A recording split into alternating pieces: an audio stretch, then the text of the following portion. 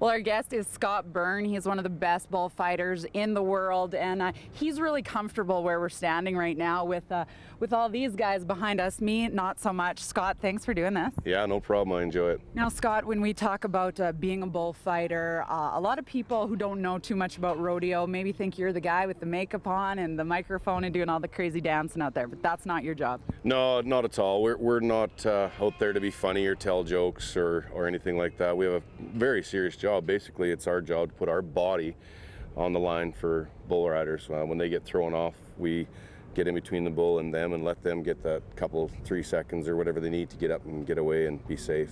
Scott, how long has it been that you've been fighting bulls now? Well, this is 19 years, believe it or not. Yeah, and it's gone fast. But, you know, I've been lucky. You know, I've had a fair number of injuries, but nothing career-ending, so I always chalk that up as lucky.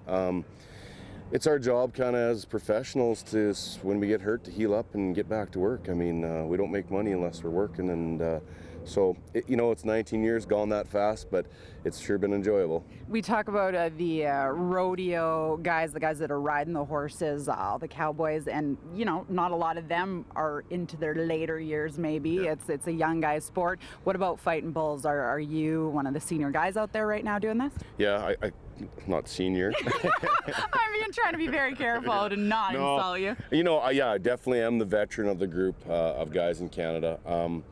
You know, I find 5 years ago I felt I was fighting bulls fairly good, and I think with age and wisdom and everything else, you learn to do things more like better, whether it's shorter steps to do the same job, and you just kind of refine how you fight bulls. And I think that's with in any line of work, as you do it year from year to year, you definitely learn how to streamline it and make it feel more comfortable. And when we talk about the physical aspects and capabilities that you need to have, you need to be quick, you need to be strong, you need to be flexible. What else are some of the attributes? Well, I always say, you know, you definitely have to be in shape, but this game is probably 80% mental. Yeah. You know, you gotta tell your mind has to tell your body to run into a danger situation. And you know, as we're taught, when we're born, we're taught to run away from, you know, anything that's happening bad. And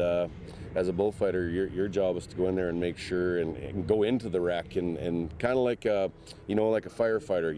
You train to go into the fire and everybody else is running from it. But you know, it's an adrenaline rush. It's something I enjoy doing. I always say that, you know, not a lot of people can push their chair up to their desk every day and say, darn, I love this job. Yeah. Well, I'm lucky I get to do that, and, you know, I wouldn't trade it for anything. Now, you're fighting bulls, a little bit of a cool situation. One of your cousins, a relative, Tanner, of course, riding.